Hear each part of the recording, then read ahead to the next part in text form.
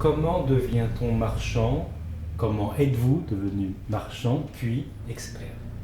Je pense que devenir marchand, c'est un peu un virus. C'est d'abord de la curiosité, c'est envie d'en savoir plus sur les objets qu'on voit. Donc dans mon cas, ça a commencé très très tôt. Par contre, l'Extrême-Orient, je me suis posé la question jusqu'à ce que j'aille dans le quartier chinois de San Francisco.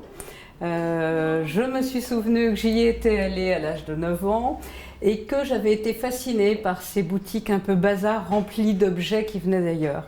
Et je pense que la passion pour l'Orient vient de là. Et il n'y a personne dans ma famille qui ait eu des attaches particulières avec l'Orient, que ce soit des voyageurs. Donc je pense que ça vient vraiment de cette découverte enfant d'un monde différent. Est-ce que vous vous souvenez du premier objet pour lequel non seulement vous avez eu un coup de foudre, mais qui a un peu initié votre carrière de marchand? Alors là, je vais revenir aussi loin dans mon enfance. J'ai la double nationalité espagnole et vous savez qu'en Espagne, on utilise quand même fréquemment des éventails. Et je me souviens d'un bazar, donc là il y a encore le côté accumulation, un bazar où ma mère m'emmenait quand j'étais petite, mais là j'étais très petite, qui vendait des éventails qui devaient être en plastique je pense. Mais lorsque j'ai acheté le premier éventail de Canton, donc en lamelles d'ivoire, j'ai retrouvé le même son. Évidemment, la qualité était un peu supérieure, mais j'ai retrouvé ce plaisir d'associer un objet avec un son, avec quelque chose à voir. Donc, je pense que c'est un peu ça mon premier objet fétiche, on va dire.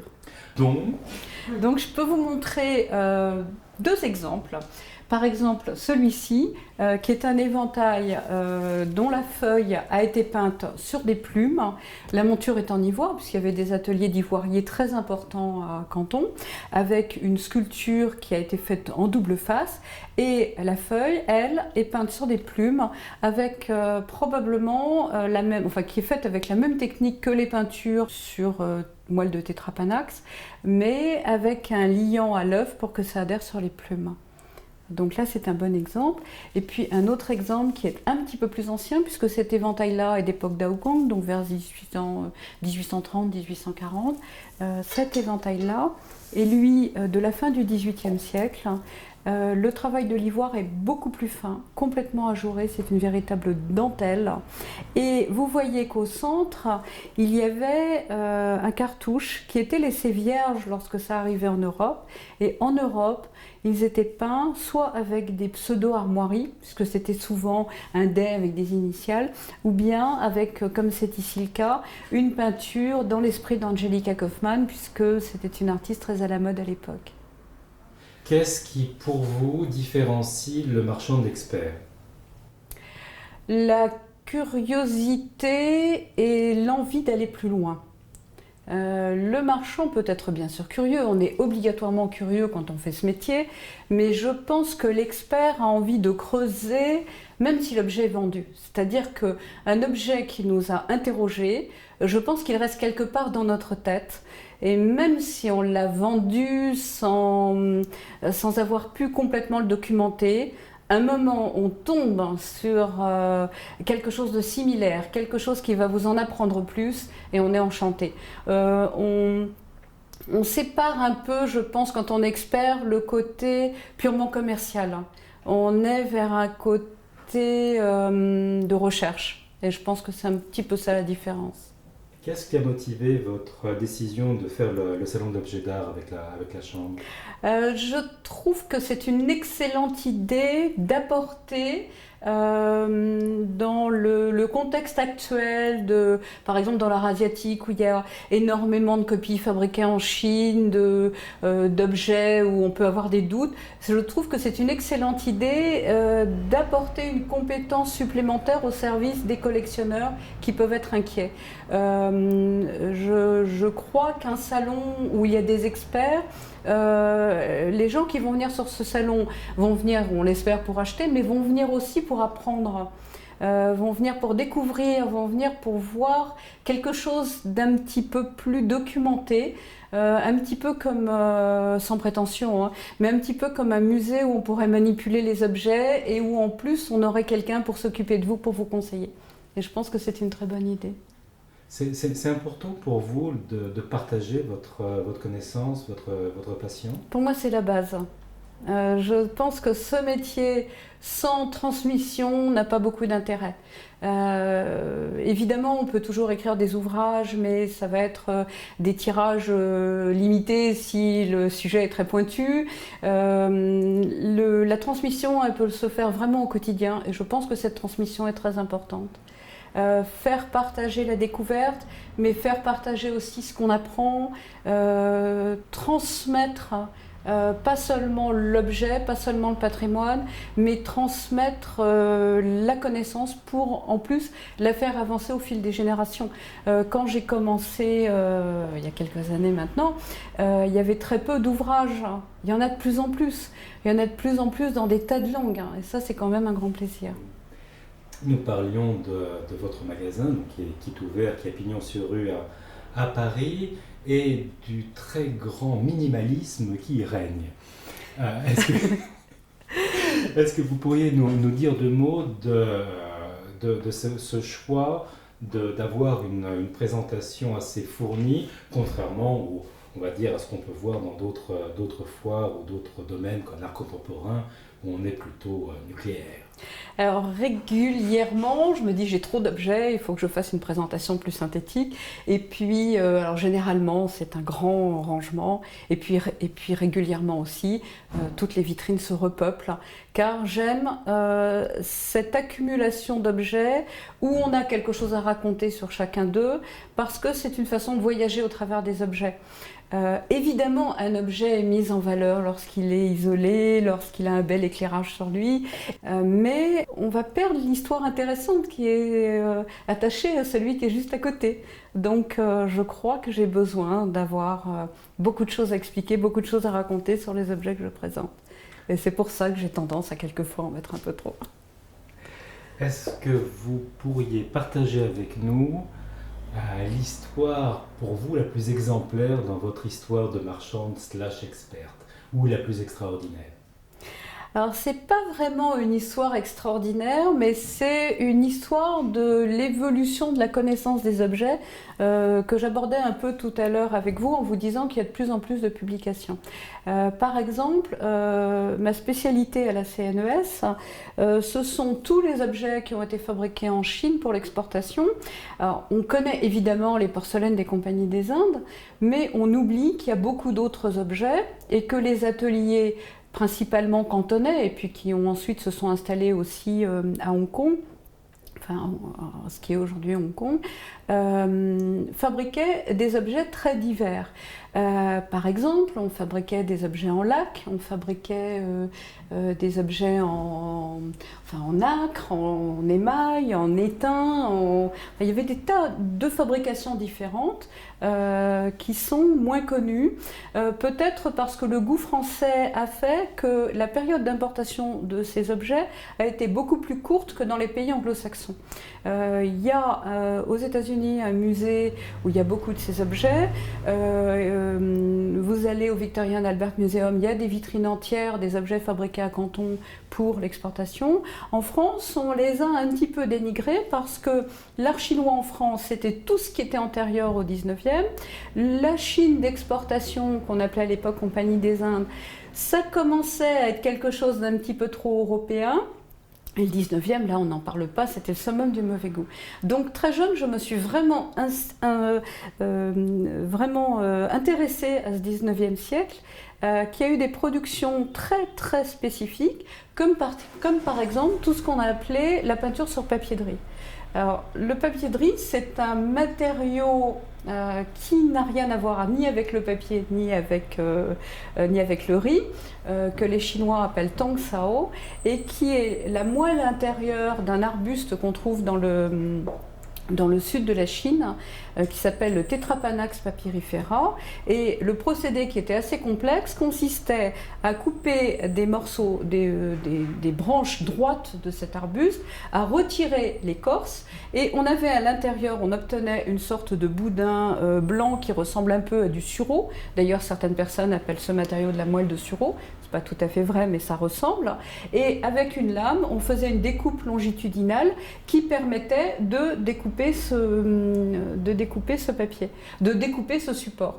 C'est pour ça qu'il n'y en a jamais de grandes feuilles, c'est toujours des petites feuilles qui étaient peintes et souvent présentées dans des albums comme ici, avec des vues et des histoires sur tout ce qui était le côté folklorique de la Chine de l'époque, enfin tout ce qui allait intéresser les Occidentaux. C'était un peu comme des albums de cartes postales. Le défaut de ce matériau, c'est qu'il est très fragile, donc ces peintures étaient présentées dans des albums pour être transportées, puisqu'un album fermé qui contient 12 peintures était extrêmement léger, donc facile à transporter, mais c'était ensuite destiné à être encadré quand ça arrivait en Europe.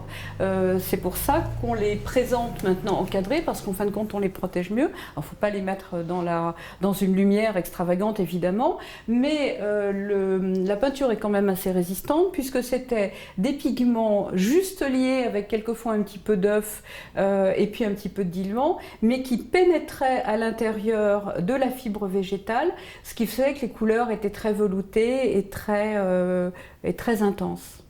Donc ça c'est vraiment, voilà, on ne savait pas il y a 30 ans, on n'appelait pas ça il y a 30 ans autrement que papier de riz. Et aujourd'hui, voilà, on a fait évoluer un petit peu la connaissance de ces objets. Et ça, ce sont des pièces qui rentrent dans votre spécialité? Complètement. Complètement. En termes d'expertise, comment est-ce que vous les expertisez? Est-ce qu'il y a des vrais, des faux? Le faux n'existe pas encore. La technique est tellement complexe qu'il n'y a pas encore de faux.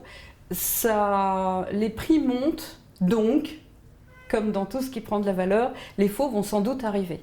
La technique est longue, complexe, je pense qu'on les reconnaîtra assez facilement parce que dans beaucoup de faux en matière de peinture, il y a automatiquement un style qui est différent. On voit ça par exemple dans les peintures des porcelaines. Quelquefois la pâte peut prêter à confusion, quelquefois la construction peut prêter à confusion, mais les visages prennent une empreinte qu'on reconnaît. Donc je pense qu'on arrivera à reconnaître. Maintenant, la datation, l'expertise de ces peintures se fait beaucoup en comparaison. Les exportations chinoises, en fin de compte, ont toutes souffert un peu du même défaut. C'est-à-dire qu'au début, c'était très soigné, et au fur et à mesure que la demande augmente, la fabrication a été de plus en plus rapide. Donc de plus en plus rapide et de moins en moins bonne qualité. Donc c'est un petit peu là qu'on arrive à les dater chronologiquement. Donc c'est un petit peu à force d'en voir. Ensuite, il y a des sujets qu'on va rencontrer dans des plus anciens, qu'on ne rencontrera plus après, donc des sujets plus rares que d'autres. Donc c'est un petit peu comme ça aussi qu'on les évolue. On sait que les premiers exemples sont arrivés dans les collections européennes, les premiers exemples datés sont arrivés vers 1808. Ce sont des collections qui sont en Allemagne et je crois que certaines sont arrivées aussi à la cour d'Espagne à peu près vers 1820. Donc c'est comme ça qu'on peut connaître un peu les premiers exemples, et puis les dernières très tardives vers 1900 sont reconnaissables parce qu'elles deviennent plus petites, elles deviennent très sommaires, donc c'est assez facile de faire la différence. Est-ce qu'il y a un ou deux autres objets que vous aimeriez nous montrer qui illustrent votre spécialité? Alors j'ai, comme vous l'avez compris tout à l'heure, un grand intérêt pour tout ce qui est éventail, parce que les éventails à Canton sont vraiment très variés et représentent bien tous les savoir-faire de Canton. Puisque vous aviez des éventails de type brisé, c'est-à-dire plusieurs lamelles, ou des éventails à feuilles avec une monture. Les éventails de type brisé ou les montures faisaient appel à des ateliers d'ivoiriers. Ils pouvaient être aussi en bois de santal, ils pouvaient être en argent filigrané, ils pouvaient être en écaille, ils pouvaient être en bambou laqué. Quand on parle de bambou laqué, évidemment, on pense à tous ces objets noirs avec des décors or dont l'impératrice Eugénie était tellement friande qu'on pense que tout ça a été fait à l'époque de Napoléon III, alors qu'en fait, la fabrication des objets laqués noirs et or remonte au XVIIIe siècle, à la fin du XVIIIe siècle en Chine. Vous aviez, par exemple, celui-là est un éventail en bambou laqué avec des couleurs très originales. Quand on parle des feuilles, vous aviez des feuilles en soie, en soie brodée, en soie peinte, mais quelquefois des feuilles en plumes peintes, des choses qu'on n'avait pas vues en Europe avant, parce que les plumes peintes n'étaient pas vraiment un matériau très utilisé en Europe. Donc là, c'est quelque chose qui me plaît. Et puis quelquefois, il y a des objets aussi qui me parlent, qui sont des objets sur lesquels il y a un petit mystère. Par exemple, je peux vous montrer cette petite coupe, donc, qui est une petite coupe en émail du XVIIIe. Donc l'émail a été introduit à la cour de Chine par les jésuites, qui ont importé une technique donc complètement européenne. Et puis ça a eu beaucoup de succès, donc il y a eu des tas d'objets fabriqués à la fois dans les ateliers de Pékin, mais aussi des objets fabriqués à Canton pour l'exportation. Et là, on est dans un sujet très européen, puisqu'on a un Européen, mais qui est à côté d'un petit poutot plutôt à moitié nu, mais sur une kirine. Or, la kirine, c'est un animal mythique chinois sur lequel on représente plutôt une divinité bouddhiste. Donc, que fait ce personnage européen sur un personnage bouddhiste? Et puis là, il y a une grande tour à côté où on a l'impression d'avoir un château d'eau, ce qui est complètement improbable au XVIIIe siècle. Et donc, voilà, ces objets-là m'intéressent. Qu'est-ce que ça représente? Pourquoi on a fait cette représentation-là? Et à quelle gravure ça fait probablement référence. Parce que tous ces objets à décor européen, très souvent, avaient comme origine une gravure européenne qu'on a parfois du mal à retrouver. J'ai le cas avec un plat qui est là, qui est un plat autour de 1700, avec une fontaine à l'italienne, et en fait on a retrouvé la gravure, qui est une gravure assez rare hollandaise, qui date de la fin du XVIIIe. Donc quelquefois on met du temps à retrouver les gravures originales. Alors, je ne me sens jamais propriétaire des objets. Pour moi, les objets circulent. Du moment que j'ai pu le posséder un certain temps, l'apprécier, faire des recherches dessus, que l'objet reparte, je vais passer à autre chose. C'est plus le côté curieux qui va primer. Ça ne me sert à rien d'entasser dans une vitrine. Au contraire, je préfère qu'il part. Je ne sais pas comment le dire. Je préfère qu'il reparte dans une autre vie, vers des gens qui vont aussi l'apprécier. Des objets qui viennent d'Asie, en plus, ont voyagé. Là, il repart dans des voyages. On n'est pas propriétaire des objets.